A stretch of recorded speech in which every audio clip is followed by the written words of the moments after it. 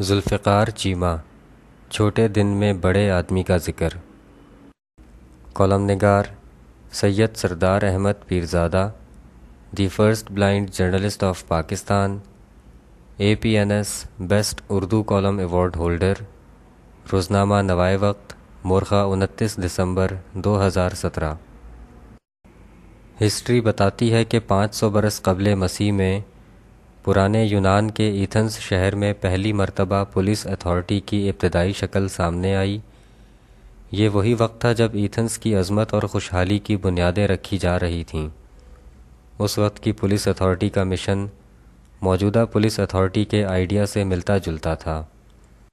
اس قدیم پولیس کے مرکزی کاموں میں حکومتی احکامات کی تعمیل کروانا، مجرموں کو پکڑنا، کسی بھی قسم کے جرم کو نہ ہونے دینا، اچھے برتاؤ کی مثال قائم کرنا، اخلاقیات اور معاشرتی اقدار کا تحفظ کرنا، شہر میں حفظان صحت کا خیال رکھنا، تعمیراتی کاموں کو حسب قانون چیک کرنا، غیر ملکیوں کو تحفظ دینا و ان کی نگرانی کرنا، شہریوں کو کسی بھی قسم کے خوف سے محفوظ رکھنا، شہر میں حادثات کی روک تھام کرنا، امن عامہ قائم رکھنا، مارکیٹ میں مہنگائی اور ذخیرہ اندوزی کو روکنا وغیرہ شامل تھے۔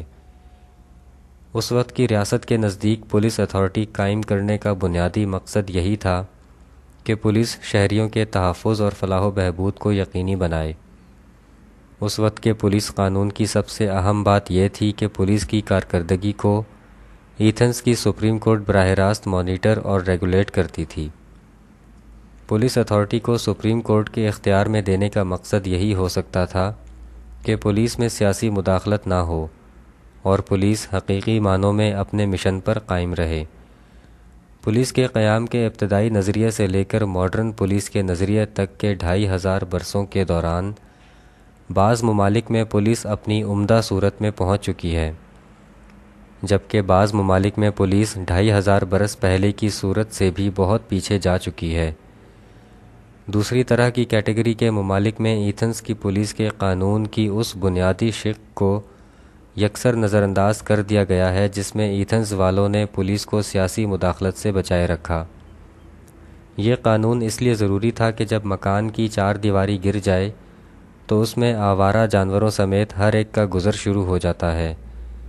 ایسے ممالک کی پولیس کا ڈیٹا اگر ایک مختلف طریقے سے جمع کیا جائے تو پتہ چلے گا کہ وہاں پولیس کے قیام کے دنوں کی کل تعداد کے مقابلے میں سیاسی مداخلتوں کی تعداد کئی گنا زیادہ ہے۔ تاہم ایسی قیامت خیزی میں بھی کچھ انفرادی مثالیں ہیں جو پولیس ڈپارٹمنٹ کو مکمل ڈیڈ ہونے سے بچائے رکھتے ہیں۔ پولیس کے یہ افسران اور سپاہی اپنے ذاتی شخصی اوصاف کی طاقت کے بلبوتے پر پولیس کے بدنام ڈھانچے میں نیک روشن مثالیں ہوتی ہیں۔ پولیس سروس آف پاکستان میں بھی ایسے لوگ موجود ہیں جو ڈپارٹمنٹ کے لیے رول ماڈل ہیں اور شہریوں کے لیے باعث راحت ہیں۔ انہی میں سے ایک سابق IG ذوالفقار احمد چیمہ ہیں۔ جب انہوں نے پولیس ڈپارٹمنٹ جوائن کیا تو ان کے والد صاحب نے انہیں مخاطب کر کے کہا کہ پولیس کا محکمہ بدنام ہے، لیکن اگر کوئی نیک دلی سے کام کرے تو خدمت خلق کا بہترین ذریعہ بھی ہے۔ خاندانی تربیت اور والد کی نصیحت نے ساری سروس کے دوران ذوالفقار چیمہ پر اپنا اثر قائم رکھا۔ وہ اپنی سروس کے دوران ایسے عہدوں پر فائز رہے جہاں سسٹم کا حصہ بن کر 22 خاندانوں کا حصہ بننا کوئی مشکل کام نہ تھا، لیکن انہوں نے 22 کروڑ عوام کا حصہ بننا پسند کیا۔ حکمران ذوالفقار چیمہ کو ساتھ رکھ کر مشکل میں رہتے کیونکہ آسان سفارشی کام بھی مشکل ہو جاتے، جبکہ حکمران ذوالفقار چیمہ کو چھوڑ کر بھی مشکل میں رہتے کیونکہ امن عامہ کی مشکل صورتحال ان کے بغیر اکثر کنٹرول کرنا مشکل ہو جاتی۔ ذوالفقار چیمہ کو تبادلے اور خطرناک ریجن بھی شکست نہ دے سکے، بلکہ انہوں نے مضبوط سیاسی سرپرستی میں چلنے والے کئی انٹرنیشنل غنڈوں کی زندگیوں کو شکست دے دی۔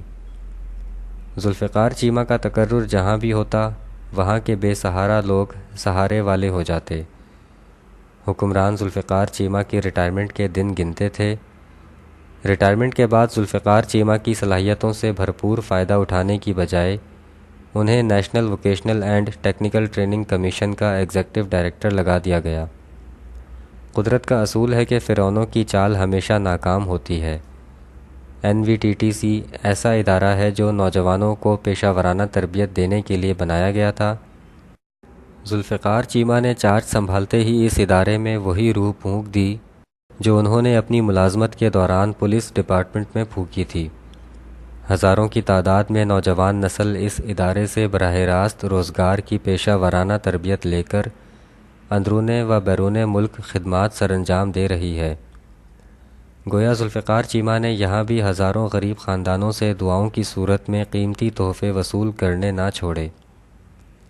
انگریز حکمرانوں کی کامیابیوں کے اصولوں میں سے ایک اصول یہ بھی تھا کہ وہ اپنے تجربات و مشاہدات کو قلم بند کرتے۔ ذوالفقار چیمہ نے اپنے تجربات و مشاہدات کو کالموں کے ذریعے دو ٹوک کے نام سے دوسروں تک پہنچانا شروع کیا۔ چند دن پہلے ان کے کالموں کے دوسرے مجموعے دو ٹوک کی تقریب رونمائی اسلام آباد میں ہوئی۔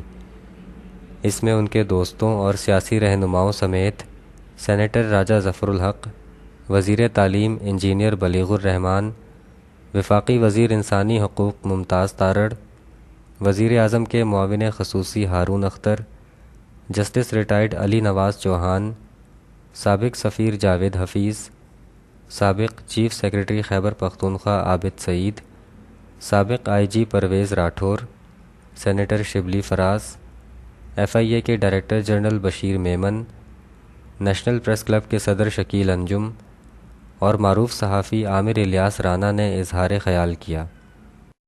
اس کے علاوہ تقریب میں سابق سیکرٹری داخلہ کمال شاہ اور موجودہ IG موٹر وے پولیس کلیم امام سمیت جونیئر، سینئر، حاضر و ریٹائرڈ پولیس و سول افسران بھی شریک ہوئے۔ یہاں یہ بات کہی گئی کہ اگر ذوالفقار چیمہ کو چیئرمین نیب لگایا جاتا تو پوری قوم کو نیب پر اعتماد ہوتا۔ راجہ ظفر الحق نے کہا کہ ذوالفقار چیمہ اگر وزیر داخلہ ہوں تو سیکیورٹی کی صورتحال بہتر ہو جائے۔ اس بیان پر راجہ ظفر الحق سے یہ پوچھا جا سکتا ہے کہ کیا وہ اپنی پارٹی قیادت کو ذوالفقار چیمہ کو آئندہ مارچ میں سینیٹر بنانے کا مشورہ دیں گے؟ لگتا ہے ذوالفقار چیمہ نے ایتھنز کی ابتدائی پولیس کے بنیادی اہداف کو ہمیشہ سامنے رکھا، یعنی انہوں نے پولیس کی ہسٹری پڑھی اور پولیس میں ہسٹری بنائی۔ دو ٹوک کی تقریب رونمائی 22 دسمبر کو ہوئی، جو سال کا سب سے چھوٹا دن ہوتا ہے، لیکن اس چھوٹے دن میں ایک بڑے آدمی ذوالفقار چیمہ کا بڑا ذکر ہوا اور انہیں پولیس کا قطبی ستارہ قرار دیا گیا۔ شکریہ۔ The end.